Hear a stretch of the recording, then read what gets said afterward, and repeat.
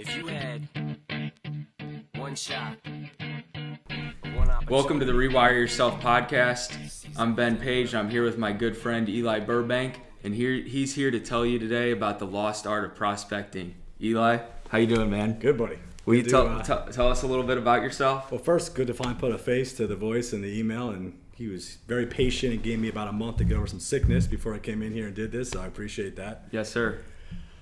Basically, I'm a native New Yorker who took about 6 years and 3 colleges to figure out what I want to do with myself, and got out of there, put all my stuff in a Ryder truck, which consisted of, I think, 2 mattresses, 2 suitcases with about 6 shirts, and that was it.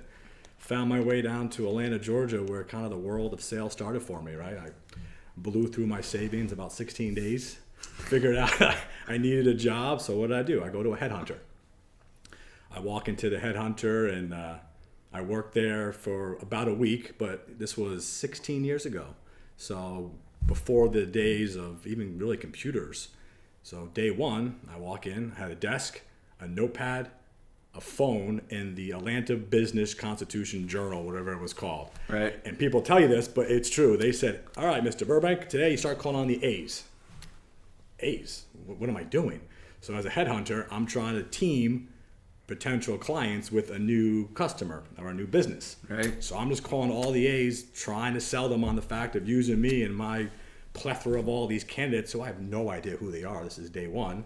And it was just mass phone calls and writing notes and trying to get these people to open the door and come talk to me with zero training, no understanding of anything sales-based at all. Again, 24 years old and not a clue what I'm doing. So week 2 of that job, I actually got somebody on the phone who was interested, Right. and they came in, and they actually wanted to hire me away from the headhunter. They're like, man, I like your attitude, your personality, your drive. Happens that the lady was best friends with the lady who owned the headhunter, so it kind of worked out. And boom, I get hired away to work for a security company. So now I'm in a real world of sales with CRMs, which is a tracking system of clients, and they're tracking all your phone calls, and you're learning some sales tactics, and you get paid commissions on the amount of phone calls you make and quotas and this whole world. So now I'm 25-ish and beginning to really slam the phones. And again, this is emails out there, but not really. So the only way to get a hold of people is to make that phone call. And life is crazy how it kind of kept duplicating itself. So I walk into this headhunter, not know anything. I get hired by a security company. I'm in a security company, and I'm calling on Texas companies, and a Texas company wants to hire me away from the manufacturer. Second. Yeah. Man, so you're learning how to sell yourself.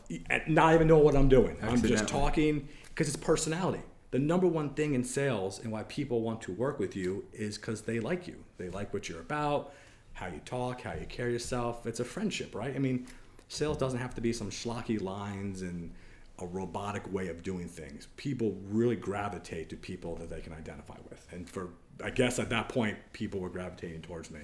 Didn't even realize it. So I had a girlfriend at the time who was from Texas. So I came out here and I interviewed for some of the bigger companies then, the ADTs, Protection Ones, these bigger buildings, right? My current company is this little dive building in Grand Prairie, Texas, in just, industry part of the area. I walk in like, good Lord, where the hell am I, right? Yeah. So I get back to the back, and my future boss, I sit down. He's got a freaking Mets hat and a Giants hat at his desk, right? And you're a New Yorker. A New Yorker in Grand Prairie, Texas. I'm like, man, there's not even Mets fans in New York. I said, where the hell are you from? He's like, Jersey. I go, no shit. So we hit it off. He basically hires me instantly. And that was day one of 15 years ago, and I'm at the same company, now a partial owner of the company. But when I started, I remember my first day, I said to him, hey, so I'll see you tomorrow at 8 o'clock. He goes, 8? He goes, this is a national company. We call on all 50 states. If you get here at 8, what time is it in New York? I go, well, it's 9. That means all those bulldogs in New York have been calling your customers for an hour and a half already. I'll see you at 7. Early bird gets the worm. I was like, you know what? That's a fucking great point. So my day started at 7, and they ran to 5, and it was the old school style of make the most amount of phone calls as possible. It was just over and over aggressive style of getting your name out there as many times as possible. You couldn't go to LinkedIn at that point and have your little intro that you send to one director of LP, copy and paste and send it to 300 people a day and call that sales. The only way you get your name out there was banging the phones. So essentially that's what I did for the first 3 years of my life. And at what time, how do you go from employee to part owner of the company? Numbers, right? Basically, so when I started, I was making about 200 phone calls a day, which some people are like, how did you even pull that off? How did you find the time to make 200 calls a day? Well, sales, like everything, people think it's just hot shot stuff around, crazy tactics, saying whatever you want to say, but there's got to be a plan, right? You have to have a process and a plan with whatever you're doing, or it just doesn't work. You got to follow guidelines. So my guideline was I would basically make 3 phone calls a day. I would call people at between 7 and 8, 11 and 12, 4 and 5. Because you don't know if they're a morning person, they want to talk to you, or lunchtime they want to talk. At the end of the day, that's when they want to pick up the phone, because you get screened all the time. So you got to figure out tendencies of potential clients. So you have 3 phone calls a day. You're calling 30, 40 different customers. You can do the math. It adds up really fast. So goal 1 was call these customers 3 times a day. Part 2 of that plan was from 7 to 11. Because again, you got different areas and time zones. So I would make 4 hours in the morning, 7 to 11, 25 calls an hour. That was the plan of the morning. Then there's a lunch break of some sort, whatever that means. And then from usually 11 to 12, because I started at friggin' 7, up at 5:30 because my boss was a psycho, but it worked. 12 to 4 was the second half of that plan. And I'd also make 25 phone calls in that half. So that equals about 200 calls a day. As you progress and people start talking to you, It slows down because you're not just dialing for dollars and taking names and numbers and get back to me in 3 months. Yeah, sure. You're actually beginning to have some conversations that go somewhere. How do you start actually having conversations and not just small talk? Like everything else, it's a craft, right? More and more practice you have of cold calling and figuring out people's objections and how to get around them and interjecting. Again, I can't say this enough, interjecting yourself into the conversation, even though it's on the phone, smiling. I actually have a mirror by my desk. I would smile at myself, which is the cheesiest thing you can think of. I'm like, what am I looking at myself? But you feel yourself smiling in a good place, and the person on the other side of the phone typically picks up on that. Or I would stand up and walk around, and hands are going everywhere. But the more you do that, and the more confidence, like everything else in life, the more confidence you have, and then obviously knowledge of the product you're selling. You have to do research, right? You have to learn what you're really trying to sell. Yep. People start listening, it resonates, and then conversations progress. And you can insert product whatever. Right, I'm doing security cameras and alarm systems and those things, but it could be cars, it could be pools. I mean, it's just sales, really. Got it. When it comes down to it. So now knowledge of the product, as far as not just having blah conversations, actually getting somewhere. First, you need knowledge of the product. And not to stop you, but you need an outline there too. You have to have an outline of kind of how you want to address the conversation. Let me reiterate, you don't want to be a robot. The last thing you want to come across as is you get these calls all the time, right? This is just you hear the people in the background. It's a big data center. Yeah. Hi, Ben, this is Jay. Are you click?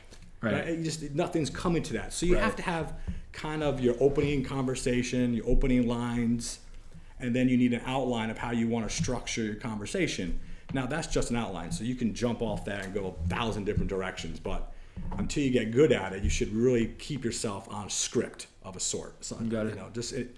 Anything you got that helps you get through that uncomfortable silence, that objection that you're not really sure about, it just progresses your growth. And like all things, you're always growing. If you stop learning, you might as well just hang them up. There's no reason to keep doing what you're doing. Got it. But back to your first question, how I go from that to where I am now, it took a long time. And I didn't buy into the company until about 4 years ago, and it was because of that 10 years of doing, year 1 I made my base, that was it, right? I didn't do anything. But year 2 I blew it out, and then every year I progressed and I had goals of how to grow the business. And You start looking in sales, if you're in the right environment, you can look at sales as your business within the business, right? So my business was security systems. Eli's business was bringing on as many customers as possible. I looked at all my new contacts as my own personal customers. I sell them a system, then it goes into the big conglomerate of BCI. They install it and they revenue the product and the system and invoice and all that good stuff. But I always attacked it as my business. I want to grow my business. So you're cold calling, you're following up, you're closing, you're doing all these different aspects of the sales cycle all day long. And then days just become, there's nothing more fun than starting on Monday, wrapping a week on a Friday, although now it rolls into Saturdays and Sundays, and looking back at your 5 days and seeing that not a single hour every day was the same. Everything was different. You had new challenges, new tactics, you got new sales, you got blown up by people. I got a story for you. And I'm a New Yorker, so I'm calling into New York. I remember calling this guy. I'm like, hey, Joe, this is Click. I was like, you gotta be fucking kidding me. I was like, really? My voice saying hello caused you to hang up the phone? And that had happened to me, excuse me, a few times. So I was like, you know what? I'm gonna do something a little different. So I pick up the phone, I called him back. I was like, Joe, I think you got a problem with your phone system because we just got disconnected. And he was like, you gotta be kidding me, this freaking kid. And he laughed at me because we both knew he hung up on me. But right. The fact I had the balls to call him back and make up some BS comedy solution, he was for it, and we ended up having a good conversation. And quite honestly, he was a customer for about 8 years until he moved on to greener pastures, and that was that.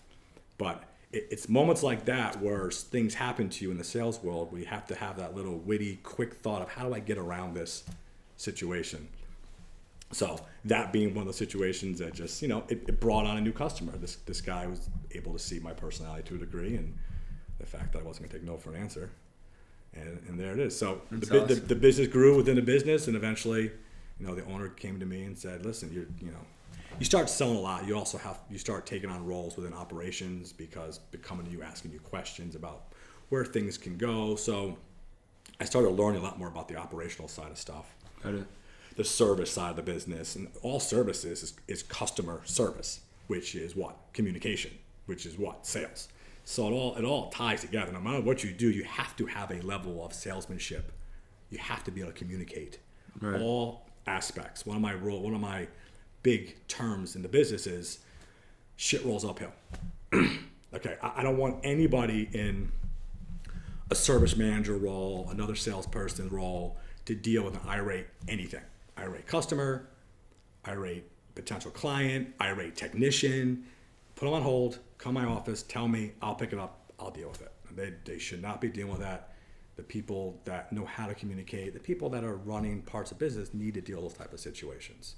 And again, it's communication. So he saw value in me and said, you're growing my business $10 to $12 million a year, and we're only revenuing 15 to 16 million, so I'm doing 80% of it. There you go. So here I am now talking to you. That's awesome. About sales and calling back people in New York that freaking hang up on me. That's awesome. So what about whenever you're starting out as a salesperson, are you just trial and error figuring all this stuff out, or did you have great training? Me personally, I did not have great training.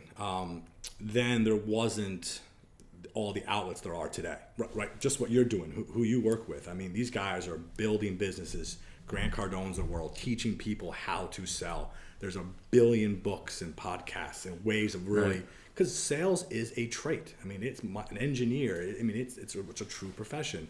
But back to your question, no, I was trial and error. I had a New York mentality in the Texas region, and I just was super aggressive. It was momentum nonstop. My biggest fear, and something I always say, is you can't stop momentum. Once you do, it's the hardest thing in the world to get going again. So and it was all numbers. It was a numbers game for me. If I'm making 200 phone calls a day, my closing rate starts out at 5%, it goes to 10, it goes to 15. You start quoting jobs. If you're quoting $1 million a month, then hopefully you're closing 300,000. Baseball analogy, if you're a 300 hitter, you're in the Hall of Fame. Obviously, you want to do a lot better than that. Closing rate now is closer to 80%.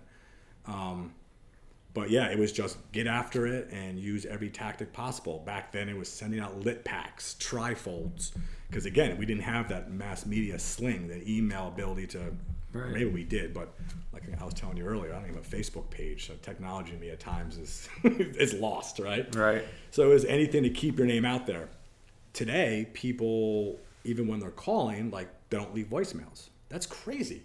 You have now, if you're calling 3 times a day, you probably shouldn't leave 3 voicemails a day. Right. But maybe twice a week, you need the person on the other line to hear your voice. They have Got to it. hear the inflection in what you're saying. I mean, that goes such a long way. Why I'm such a proponent of phone calls, lunches, happy hours, meetings, anything that gives that face-to-face interaction. You're shaking the hand, you're building rapport, you're doing it over a sandwich at lunch, a cocktail after work, whatever that is. Tell us about building rapport. When you're with if you're with somebody new that you don't really know, how do you start building rapport? It goes back to kind of some of the sales adages, right? 2 ears and 1 mouth. You ask them questions, and everybody, obviously myself, because I won't shut up right now, likes to talk about themselves. Right. Figure out some commonalities, right? If they're a golfer, if they like sports cars, and if you don't have to pretend you do, but you can kind of get them engaged in a conversation with a few quick little lines. Oh, really? You're a car guy? Well, what do you think about a Ferrari versus a Lamborghini? What are your thoughts? Boom, they'll start talking, and you can just sit back and, oh, really? Oh, didn't know that. Just little words that keeps that conversation flowing, and all you're trying to do is really gauge them, build that rapport, figure about their family, right? I'm now a father of 2 young girls, so I can relate to parents. This is 5 years ago, I didn't have that, you know? Right. It was, you're the bachelor, or you're the married single guy, or whatever it is, but now I'm the dad. When you're the dad, you then can really start talking to a whole other section of people about things in their life. All that wrapped up into a big box comes back to personality and building relationships. People buy from people they like and trust. Building rapport is just that. It's just having a conversation. It's a first date. I use that term all the time, even with customers. Hey, so I appreciate this first date, and they'll laugh at me, but that's what it is. I'm not going in there saying, hey, Ben, great to meet you. I want you to buy $300 million worth of cameras today. Like, Right. get the hell out of here. Right. I'm not really trying to sell anything at that point. You're just trying, it's got to be symbiotic, right? They have to like you, you need to like them. I've got some customers that they could probably do quite a bit of business, but bad morals, values, tyrants, don't know how to talk to people, deal with people. You get to, pick and choose at times who you want to work with too. Don't fall into just having to close that deal to make that quota if it's button up against some things that you hold dear to yourself. So you will vet people out based on their values or what kind of person they are sometimes? Yeah, it doesn't happen a lot, but there's been situations where there's certain customers you get that vibe for, and at that point you don't even know the size they could or couldn't be. So it's not like you're like, oh man, this guy could be a $2 million account. I'll put up with it. It's just you kind of kill it early if it doesn't feel right. 'Cause that's important. Again, it's relationships. You're not gonna have a relationship with someone that you don't value or doesn't kind of have the same likes or dislikes as you do. Got it. What would you? So whenever you were starting out in sales, you were early 20s, like 20. Yeah, 23. 23. So if you could go travel back in time and talk to your 23-year-old self, what's like maybe one thing that you would be trying to say to that young 23-year-old Eli Burbank? So I think that 23-year-old had the aggression to be in sales, but the rest of my life was out of whack, right? I didn't know how to save money. I didn't know the quality of how to eat well, get a lot of sleep, keep your body function. Your brain is a muscle, right? Growing your brain. Back then I wasn't reading a lot of books until I got to Texas at 26, 27. I hadn't met the Tim Shiners of the world. Right. One of Tim's big taglines is, when you get a certain age, how you grow is what you read and who you meet. I was so focused on making money, which I wasn't growing the other aspects of myself. I wasn't getting enough training sometimes on product. I'd bring in product guys to do it with me. It would have taken me a week or two to really kind of get some key points in, and that would have made me stronger because some potential customers would have seen, hey, this guy knows what he's talking about, and he kind of knows the tech side a little bit. I would have been more rested. So it's really the 23, 25-year-olds, it's so easy to get caught up into the world of partying. And listen, everybody likes a nice cocktail here and there, a good steak, a bottle of wine, going out, blowing up steam. I did a ton of it. Keep your life in balance, right? If you're in a relationship, keep that balanced. If your life, your personal health, your career, it's all a finely tuned machine. It all should work together. If you put all your eggs or all your emphasis on one aspect of that, typically the other parts of your life tend to fall off, and then you get out of balance, and that could be damaging. It could cause you a lot of problems if it goes the wrong direction. So, got it. I didn't have growing up a lot of guidance in some of those areas, so I was just a free flower. I went after it, and without a lot of this kind of the structure and the guidelines of maybe I was kind of guy of, I'm gonna try this. Wham! Smack my head. Well, that sucked.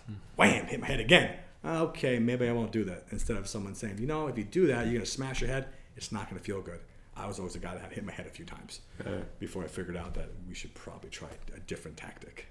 How can somebody avoid doing that if they are 23 or 25? Is it by getting advice from the right people, or is it aligning yourself with the right people? You can see real fast based on even the friends you have, because at 23 you're more in tune with your buddies, right? If your buddies are out getting hammered 6 days a week and cheating on girlfriends and wives and doing stuff like that, they're probably headed down a certain path. It's again aligning yourself with certain people who have core values. I was never part of the church until I moved to Texas. I only got baptized 5 years ago. A lot of my structure, a lot of the lack of structure in the Northeast where I was there's no faith. Nobody was faith-based. Some of that down here definitely helps keep some of that. Now, of course, there's outliers everywhere. We're all human beings. You make mistakes. But to your question, I think it does come to who you align yourself with. And look for mentors. Look for mentors early. I did have them without knowing I had them early on. My boss, when I first got there, the guy from Jersey, he was a go-getter. He was the one that really pushed me to make the phone calls. He was like, listen, you've got something in you. Show the world who you are, and they'll start to want to work with you. So for young kids, find that one, too. All us old 40-year-olds, I still think we're 20, want to mentor people. We want to start giving back. One of my big things now is I want to give back more. I want the Bens of the world. And this is the fact that you're 23 and doing this, not to group the term millennials, because it's the person, but to see this type of gumption and this kind of drive in a younger generation is awesome. And it's great. People still got it, right? They still understand the value of hard work. Right. So seek mentors, seek the right people, find outlets that are healthy.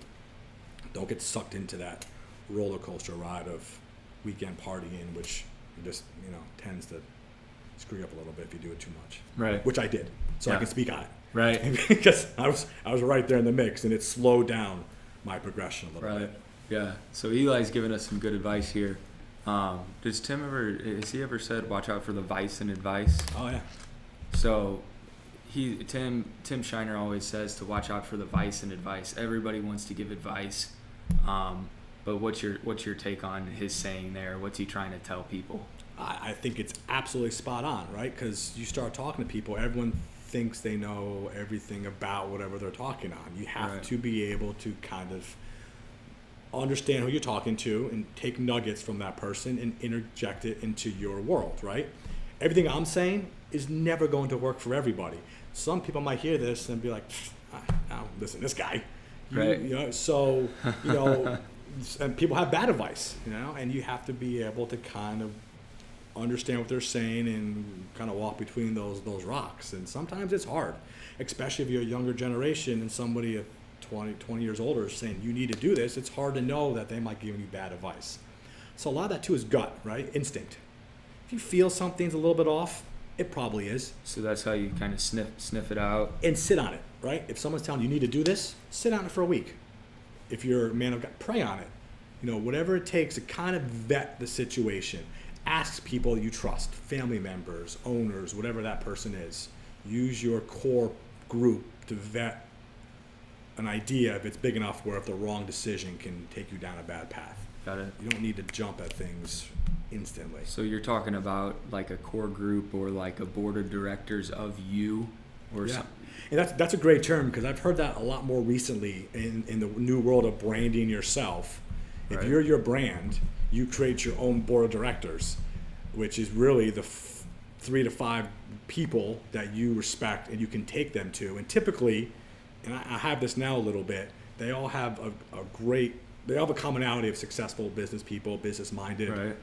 good moral focus, but they also have different ways they attack situations. So you diversify a little bit with your board of directors, Right. and they become your mentors, and they're guiding you through life. It takes a village. They say it takes a village to raise children. It takes a village to raise yourself. You're not doing this shit by yourself. Right. Again, it's who you read, and who you know, and what you see that really starts to take you to the next level. That's great. It's great stuff.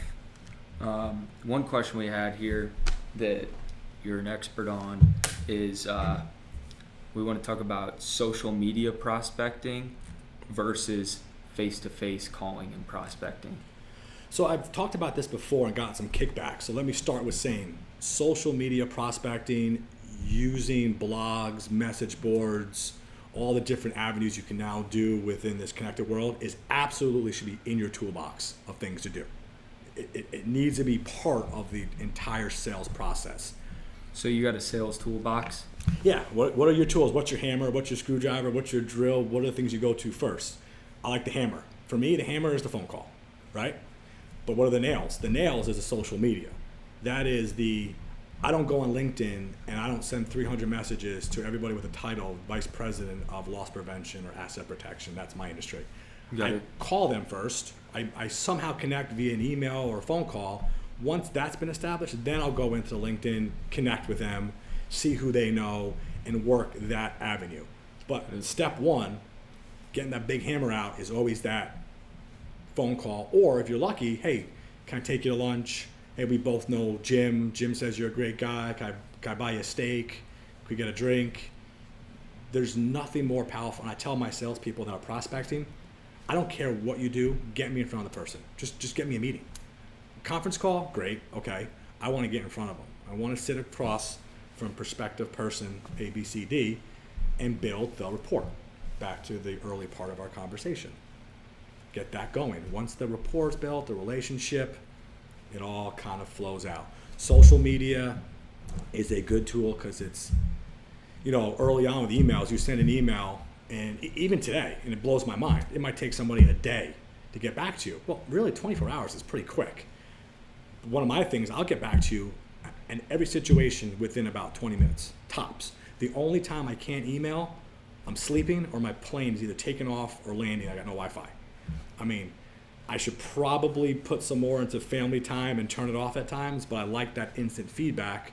The problem with that is you set that expectation, and now if you don't get back to somebody right away, they're like, hey, are you okay? What's going on? Right. But that instant feedback of social media in texting, right? I mean, I text more customers than ever before. Texting used to be a friend thing. Hey, what's going on tonight? Now it's a business thing because it's so fast. So where I might have thought at one point social media is kind of a joke because, and I think I've told you, I don't have a Twitter or a Facebook or Snapchat or any of that stuff. Right. And that probably cost me a little bit of business because you can use those in some business models. But it starts with the relationship, and you can't get a relationship through a like or a swipe or a click or whatever those other ways of connecting with people in that world are, right? And yes, you can see a picture. Great. There's Bob in the suit. Right. Let me talk to Bob and see what Bob's all about. Got it. And then you can use all the other things that this world's got to kind of hone it in and find the niches and build it. Got it. So you're suggesting as a salesperson, you have this toolbox and social media can be part of it. Absolutely, needs to be. But it's where everything's going. Right? But you need to have other tools. You have to have the most essential tool, the ability to communicate face to face. You can't be sitting in your living room sending emails and text messages all day long and think you can be a successful salesperson. Is that the hammer, sitting with somebody face to face, or is the hammer the phone call? Or is it just the ability to communicate? If you want to say that the most powerful tool in your toolbox is the hammer, well, then the hammer is sitting across from the person face to face. Got it. And maybe open up that toolbox and, you know. Maybe the hammer is the phone call and the jackhammer is sitting down. That's it. The face-to-face. The real power tool. So you got a jackhammer. You got a hammer. You got the nails. You got nails. Yeah. And you can use an analogy. Just ask Tim. Tim is the absolute guru of friggin' analogies. The guy's got an analogy for everything. So ask him about a toolbox and how he would use analogies within the toolbox, and I guarantee you he gives you gold. Yeah. There's no doubt about it. No doubt about it. The one that, well, he does have a lot. He talks about the oxygen tanks with the income streams and the legs under a table for income streams and the parachutes jumping out of the airplanes for, he's got 10 metaphors for the one concept. Yeah, and then he picks lines out of movies and uses all the movie lines. Yeah, he'll say, it's kind of like this. And then... There's nobody better. Right. One thing that Tim talks about is like being a composite rock, which is kind of what you were talking about earlier, taking little bits and pieces from everybody that you meet and being like the greatest hits version of yourself. Yeah. And it's hard to do. It takes a long time to really mold yourself. And by no means am I even there close to where I want to be. You know, it's amazing. I just turned 40 last year. I'm 41 now in May. And it was like a shift, you know, when you're your age, you're like 40, you're fucking one foot in the grave, life's over. Right. I hit 40, I'm like, this is going to be the most amazing decade of my life. Income has taken off, you know, all kinds of things, relationships, people I'm meeting, the father I've become, hopefully the husband I've become, I just feel so much in tuned at 40 than I did, 20, forget it. And even in my 30s, I'm floundering and kind of figuring some things out, and then it just kind of starts to click. But I expect I'll meet more people and learn more in this decade than I ever have. Because now I'm also open to it, right? You have to be open to taking things in. Once you know, it's fun. Like the wife bought a new QX80 Infinity thing, right? Because we have kids. Right. I had never seen one before, really. I mean, I've seen them, but you buy the car, and all of a sudden, I see 10 of them on the road every single day. Because your eyes are now open to seeing it. It's like these little nuggets, these little rocks. When you open yourself up to taking in information, I get it nonstop now. I read articles on news feeds and different finance boards, and little pieces pop out like, oh, I should try to invest in that. Oh, I should call that person. I should try that. Oh, they're doing that. Like, it's just like information overload because I feel I'm more open and engaged to what I need to be seen. Got it. So you got to open yourself up. You can't take off the blinders. There is no such thing as blinders in a world of multiple streams of income, which I 1,000% agree with. You know, one W-2 a year is going to be challenging because that W-2 can go away pretty quick. Right. You want to start leveraging your passive. You want to start leveraging your income, your disposable income, into other ventures, as Tim does. And I've started to do a little bit with real estate. He's got me by quite a bit, but he's my mentor in that world. And we're going off on a tangent now, but it's into a different multiple streams of income is really the only way to do it. It gives you security, right? You start being able to do things for yourself and not have to rely on a boss. Your own boss with your own board of directors. That's awesome. I love it. I love that idea, man. You're your own boss with your own board of directors. Yep. And those are people that are pouring advice in your life. Yeah. And if you're holding yourself accountable, if you're your own boss and things start going sideways, you're not pointing your finger at anybody else but yourself. Now, you should be pointing your finger at yourself all the time anyway. Right. Every time something goes wrong, you need to take a look at that situation and understand and realize what your role was in whatever happened that didn't happen maybe the way you expected it to. Got it. You got to have self-accountability. It's huge. Self-reflection, massive. Nobody else is going to. You need to do it for yourself, and that's how you really start growing too. Okay, I should have done it this way. Not a freaking rock star. That guy's just an idiot. He doesn't want to buy from me. Well, let's think about maybe why he doesn't want to buy from you, or why the deal didn't get closed, or what happened. Another huge part of sales. Grading yourself. You should go back and critique yourself once a month, once a week, once a day, right? Everything's an outline. Everything breaks down to, you have and Tim is a huge proponent of this. You have your big whale yearly goal. Yep. You break that yearly goal into quarters, into months, into weeks, into days. Yep. How are you going to hit $1 million if you have no idea what you're going to do on week one to get to $1 million? Right. How many people are you going to call? What's your closing ratio? What are you going to try to sell? How are you going to diversify what you're selling? I mean, 1,000 different ways of getting to the ultimate goal. You can't do it with a pie in the sky. You got to have a plan. So to grade yourself you're saying that you create the whale goal, break it down into quarters, into months, into weeks, maybe even into days. That's more on the goal setting scenarios, right? Got it. Grading yourself to me really is looking back on a day and thinking about things that maybe didn't work out the way you wanted them to, and then critiquing yourself. I wanted to get into academy sports. I called them today, nothing happened. I give myself a C. Why a C? Well, C because I picked up the phone and I called the guy and I got through the gatekeeper and I got to the right person, but then I didn't close them. So there's no way it's an A or a B. It's just average. Right. So what am I going to do to take that C to a B?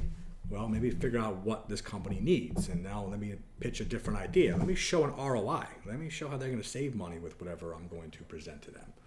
That's when I think about grading. It's looking back on situations that didn't go the way you wanted them to and figuring out why. That's great. I think that's excellent advice. Grading yourself. That was a blind spot that I had. You just removed. I like that. Good. Hey. If that's that nugget you took out of this conversation helps you right there, then this has been a successful morning. All right, Eli. So for one more thing, if you could just give a bonus tip. This guy's super healthy. Lifts some serious, throws around some serious weight. Don't listen to this guy. The meathead days are long gone. Can you give him one tip on your top tip on health or exercising or fitness, anything in that arena? I think the biggest thing to do, and it's so simple, is a morning routine. Right? Everyone says the most important meal in the world is breakfast. So Mr. Ben here, the early riser, makes me get here at 7:30, and I'm driving 40 minutes from Frisco. So I'm up at 5:45, and I don't have time to really put together a breakfast. Right. I made sure that I found Chick-fil-A with an egg white sandwich before I got here, and made sure I put some substance into my body. You need to feed your body, which feeds your mind. A lot of people, I'll get there eventually, run in the morning. Right? Yeah. You wake up, read your Bible or pray or whatever routine is there. Do 25 jumping jacks, stimulate your body, and get some food into your system. Get yourself charged, because so many people wake up and I used to do. I was this person. I would drink 3 cups of coffee and get to this crazy frenetic 1,000 miles per hour, and then hit lunch and want to crawl to a fucking hole and sleep for the rest of the day because I was exhausted because I had no substance in me. You gotta feed yourself. So nutritionally, make sure you're eating breakfast. And cut out all sugars. As hard as that is, that stuff will kill you. That's awesome. Eli Burbank, The Lost Art of Prospecting. Thank you so much, man. Appreciate it. Lose yourself in the music the moment you own it. You better never let